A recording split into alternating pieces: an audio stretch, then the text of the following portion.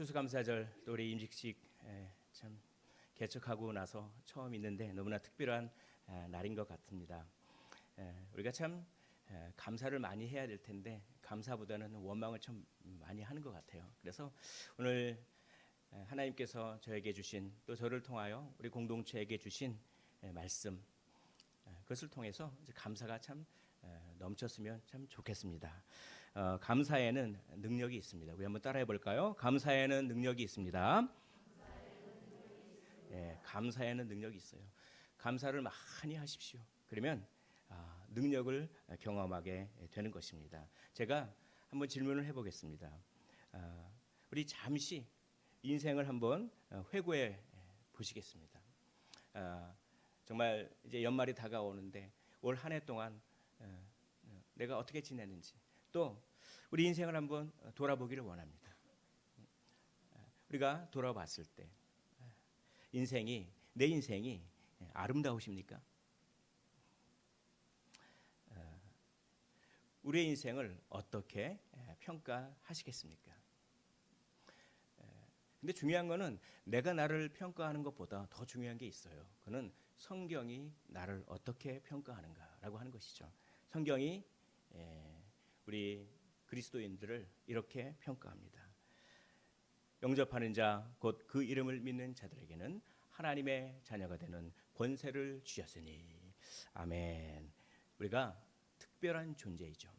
우리는 우리 자신을 실망할 수가 있고 그렇지만 그건 그냥 우리가 우리 자신을 평가하는 거고 그건 절대적인 것이 아니고 성경은 예수님을 믿는 우리를 하나님의 자녀가 되는 권세를 가진 자로 우리는 특별한 존재이며 우리는 특별한 인생을 살고 있는 줄 믿으시기를 원합니다. 우리 아멘을 한번 크게 해볼까요? 믿으시기를 원합니다. 좋습니다. 아멘을 할 때 축복이 탁 들어오는 거죠. 마귀가 속여요. 어떻게 속이냐? 나는 비관적인 인생이다. 이렇게 속입니다. 또 마귀가 더 교묘한 속임수가 있어요. 나는 비관적인 인생이다 라고 하는 것보다 더 교묘한 속임수가 있습니다. 그게 뭡니까? 나는 평범한 인생이다. 아니요. 우리가 어떻게 평범한 인생일 수가 있습니까? 하나님의 자녀인데. 그러니까 내 인생은 그저 그렇다 라고 생각하지 마시기를 원합니다. 우리는 특별한 인생이에요. 그럼 구체적으로 마귀가 어떻게 속일까요? 마귀가 우리를 어떻게 속일까? 이렇게 속입니다. 바로 부족하다. 충분하지 못하다. 내 인생은 부족하다. 내 인생은 뭔가 충분하지 못하다. 이렇게 속이는 거죠. 여러분, 선악과를 왜 따먹었습니까? 아담과 하와가 선악과를 왜 따먹었어요? 그는 뭔가에 집중해서 그래요. 뭔가에 집중했습니까? 하나님께서 나에게 주신 것에 집중하기보다는 하나님께서 나에게 허락하신 그 한 가지에 집중해서 선악과를 따먹었죠. 하나님께서는 동산 모든 나무의 열매를 따먹으라고 했어요. 얼마나 풍성한 은혜입니까? 그런데 동산 모든 나무의 열매를 따먹지 말라. 교묘한 마귀의 속임수에 의해서 하나님께서 허락하시지 않은 그거 하나에 집중. 그러니까 내가 받은 거에 집중하기보다는 내가 받지 못한 것에 집중하면 집중할수록 감사를 잃어버리고 불평하고 그 불평을 통해서 무엇이 동요되나요? 감정이 동요돼요. 사람이 감정이 동요되면 어리석게 됩니다. 감정이 막 동요되면 잘 속아요. 그래서 사탄에게 속게 되는 것이죠. 그래서 원망하게 되고 그리고 불순종하게 됩니다. 여러분, 인생의 비극적인 그런 장면들은 어디서 시작되었습니까? 여러분, 왜 우리는 죽어야 됩니까? 장례식을 치르면 왜 우리는 죽어야 되지? 왜 우리는 병이 듭니까? 왜 우리는 연약합니까? 이 모든 것들이 감사하지 않아서 비롯된 것이에요. 만약 아담이 감사했다면 어떻게 될까요? 야, 뱀아, 그런 소리 하지 마. 하나님께서 나에게 이것도 따먹으라고 했고 저것도 따먹으라고 했고 하나님께서 나에게 줄게 이렇게 많은데 선악과는 먹는 용도가 아니야. 그건 보는 용도야. 물러가라. 이렇게 했다면, 평소에 감사가 막 넘쳤다면 어떻게 됐을까요? 우리는 어느 순간에 영광스럽게 될 거죠. 그리고 새하늘과 새 땅에서, 그렇죠? 우리가 지금 경험하게 되는 모든 어둠의 세력과 저주를 경험하지 그런 그 허무함 같은 거, 그렇죠? 공허함 같은 거, 이런 것들을 경험하지 않아도 됐을 텐데 그 감사를 못 해가지고 그렇게 속아가지고 그런 저주가 들어오고 썩음이 생기고 병듦이 생기고 늙어짐이 생기고 그리고 사망에 이르게 된 것입니다. 두 번째, 마귀가 어떻게 속입니까? 나는 없는데 그 사람은 가지고 있다. 이렇게 속여요. 모든 관계를 경쟁과 비교로 해석하게 만드는 것이죠. 외모와 소유와 재능과 인간관계와 학벌과 가정과 왜 우리 부모는 이래? 왜 우리 자녀는 이래? 그렇죠? 왜 나는 이렇게 생겼어? 왜 나는 이것밖에 가지고 있지 않아? 이렇게 모든 것을 비교와 경쟁으로 해석하게 되는 것입니다. 그 사람은 그러한데 나는 이렇다라고 하는 그 마귀의 음성을 조심하세요. 그 사람 그 사람대로, 나는 나대로 하나님이 가장 좋은 것을 주셨거든요. 그것을 믿으시기를 원합니다. 예, 그렇죠. 여러분, 최초의 살인 사건 아시죠? 가인이 자기 동생 아벨을 죽였잖아요. 그렇죠? 최초의 살인 사건은 왜 생겼습니까? 이 비교 때문에 생겼어요. 비교. 그러니까 비교하면 안 돼요. 비교해가지고 좋은 거 하나도 못 받습니다. 비교는 딱 하나만 하세요. 뭡니까? 하나님과만 비교하세요. 그럼 내가 비참해지면서 회개가 쏟아져나가고 회복하고 기쁨이 넘칩니다. 그런데 뭔가 아무튼 사람과 비교하기 시작하면 그냥 내 자신이 힘들어지잖아요. 아니, 나도 나름대로 재물을 이렇게 해가지고 곡식해가지고 나도 나름대로 올렸는데 왜 자꾸 내 동생 아벨의 그 제사만 받아들이지?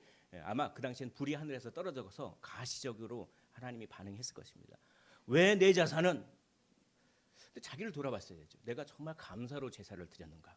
내가 정말로 신령과 진정으로 제사를 드렸는가? 그렇게 만일 감사로 가인이 제사를 드렸다면 하나님께서 받으셨죠. 그런데 뭐 감사하지도 않고 나에게 곡식 이런 거 주고 저런 거 주고 하는 것도 뭐 당연한 거지 뭐 이게 그렇죠. 당연한 거잖아요. 그건 그럼 감사가 안 되잖아요. 예. 항상 나에게 주어진 모든 것이 특별하다고 생각할 때 우리는 감사가 넘치는 거예요. 근데 뭐 그냥 내 힘으로 내가 농사진 것 같아. 뭐 하나님께 감사하지도 않아. 그냥 뭐 적당히 그냥 아무 곡식이나 해가지고 그냥 제사 드려놓고 하나님께서 불러 응답하지 않는다고 원망이나 해야 되고 저의 모습이 그런 모습이 아닐까 생각을 해봤습니다. 만일 가인이 그렇게 감사했다면 하나님께 정말 제사를 잘 드리고 예배를 잘 드렸을 거예요. 그럼 하나님께서 응답해 주시고 그리고 아벨은 아벨대로 나는 나대로 하나님께서 가장 좋은 것을 주셨다. 비교에서 벗어나게 되었을 것입니다. 시편 50편 23절에 시편 기자가 이렇게 얘기하죠. 감사로 제사를 드리는 자가 나를 영화롭게 하나니 그의 행위를 옳게 하는 자에게 내가 하나님의 구원을 보이리라 라고 얘기합니다. 무엇으로요? 감사로요. 감사로 제사를 드리십시오. 감사로 예배를 드리십시오. 그러면 하나님을 어떻게 합니까? 영화롭게 하는 것입니다. 하나님을 영화롭게 할 때 하나님께서 우리의 삶을 책임져 주시고 응답해 주시는 줄 믿으시기를 원합니다. 그 모든 것이 어디서 나오나요? 감사에서 나와요. 또 마귀는 이렇게 속입니다. 다 부질었어. 그렇게 해봤자 다 부질없어. 하나님을 위한 삶을 살아봤자 뭐 나한테 콩고물이라도 떨어진 것도 없고 다 부질없어. 그렇게 사명감과 목표의식을 없애버리는 거죠. 삶의 목적과 의미를 추구하지 않게 하는 것입니다. 사명의식을 망각하게 하는 것입니다. 지금 먹고 살기도 바쁜데 지금 뭐 이렇게 예배드릴 시간이 어딨어. 생존이 우선이고 생존이 전부인 삶, 그런 삶이죠. 그리고 무미건조한 삶의 반복 속으로 우리를 마귀가 몰아넣습니다. 다람쥐 쳇바퀴 돌듯이 일어나서 회사하고 장사하고 집에 와서 씻고 자고 일어나서 그렇죠. 거기에 뭐 없어요.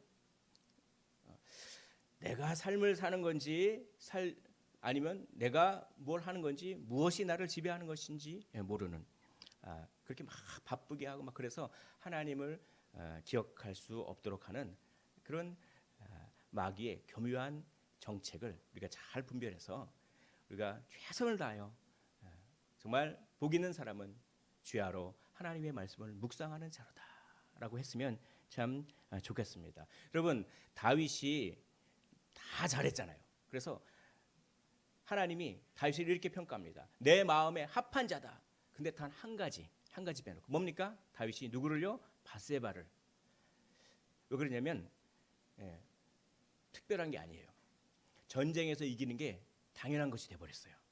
그러니까 전쟁에서 이기면은 하나님께서 전쟁에서 이기게 해주셨습니다. 감사합니다. 감사를 했어야 되는데 맨날 전쟁에 이기니까 어느 순간 전쟁에서 이기는 것이 당연한 게 됐어요. 하나님의 도우심이라고 생각하지 않게 됐어요.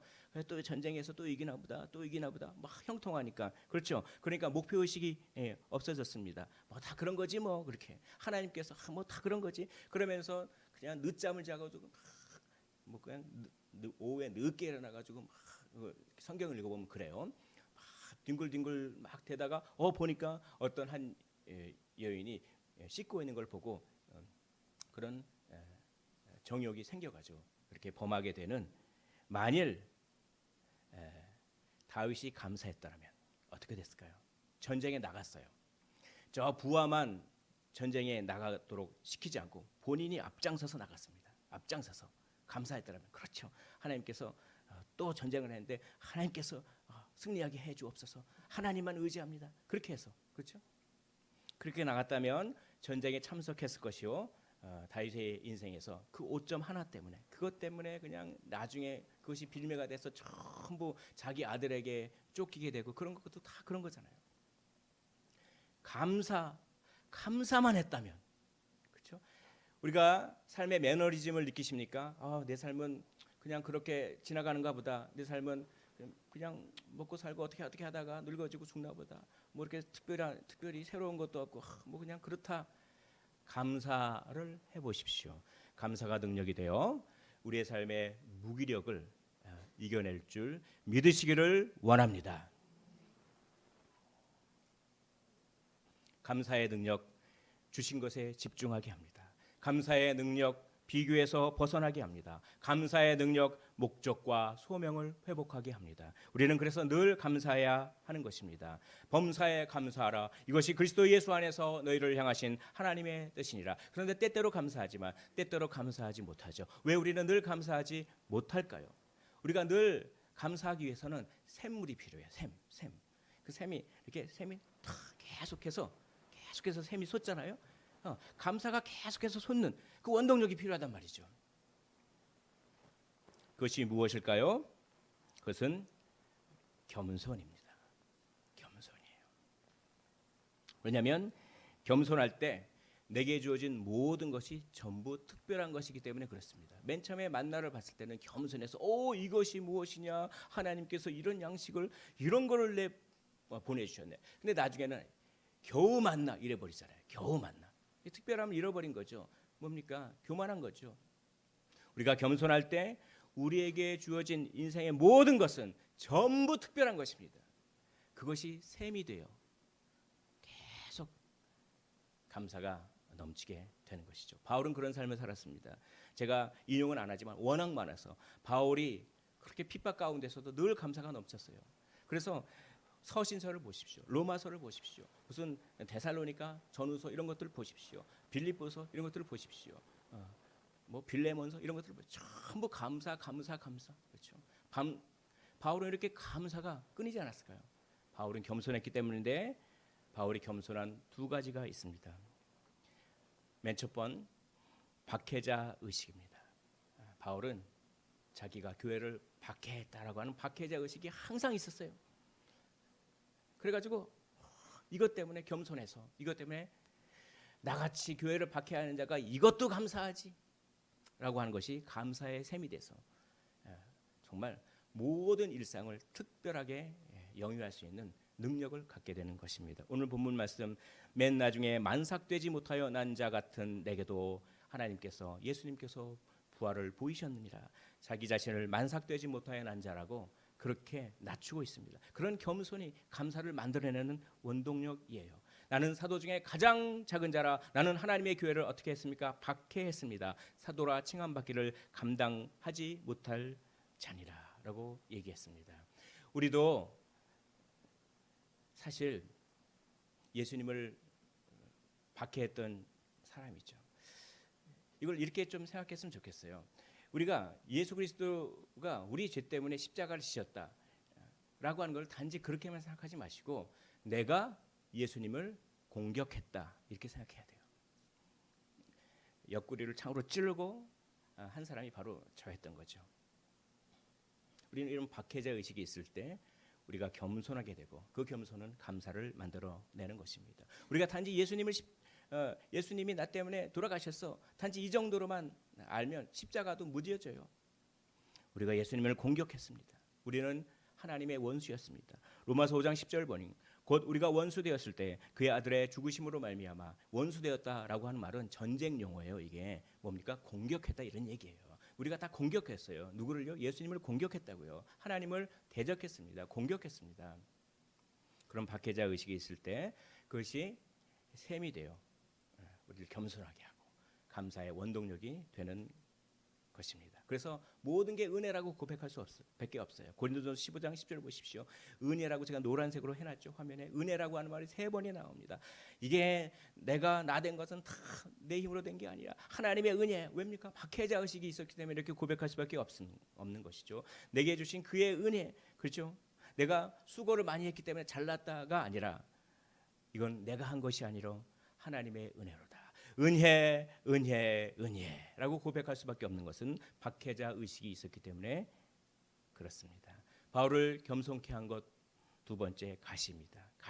가시가 있었어요. 가시가 얼마나 고통스러운지 그렇게 사탄의 사자라고 했잖아요. 이 가시를 주신 이유를 바울이 깨닫게 되죠. 여러 계시를 받은 것이 지극히 크므로 하나님께서 바울에게 많은 계시를 주셨습니다. 그게 너무나 지극히 커서 교만할까 봐 너무 자만하지 않게 하시라고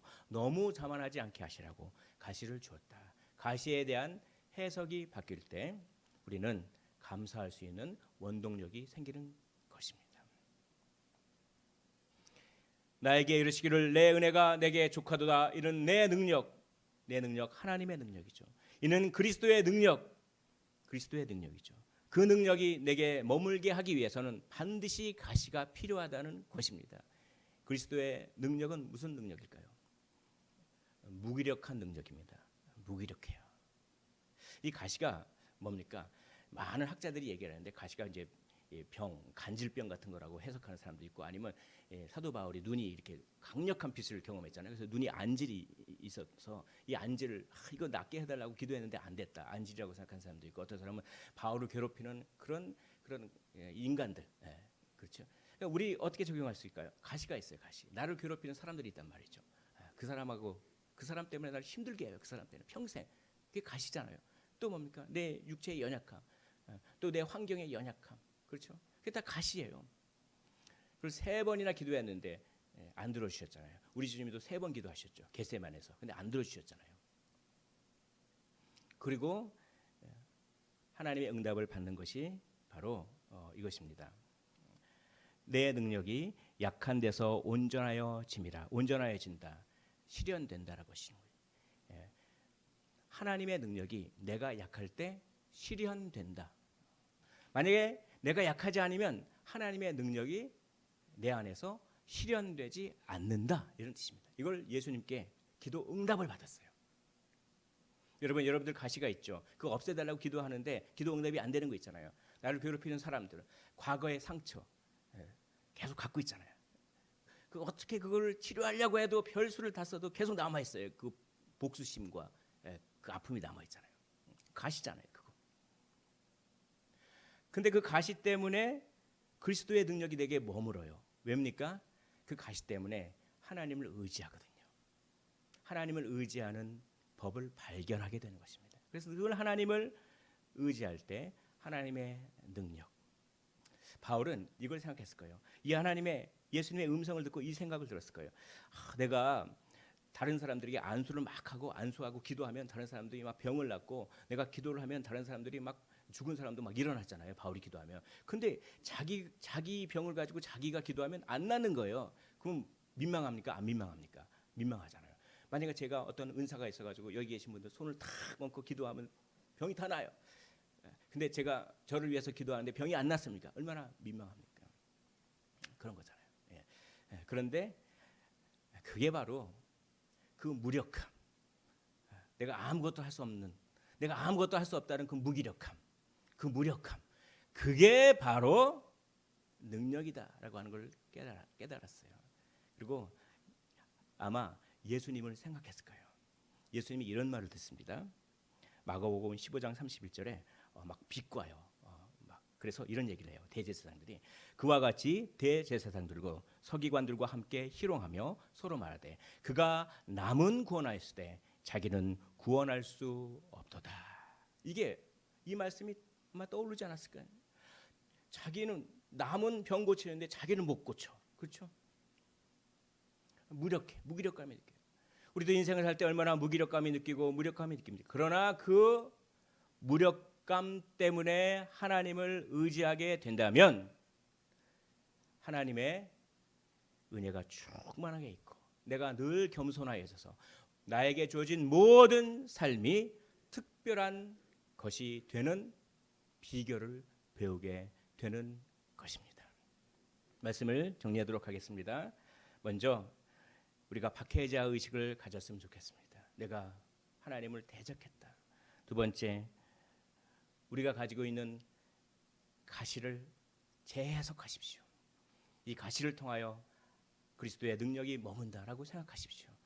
그래서 우리 삶에 감사가 넘치고 감사의 능력을 경험하십시오. 주신 것에 집중하고 비교에서 벗어나고 목적 의식과 사명 의식을 회복하여 하나님께 영광을 돌리고 한 영혼을 살리는데 귀히 쓰임 받으시기를 주의 이름으로 축원을 드립니다.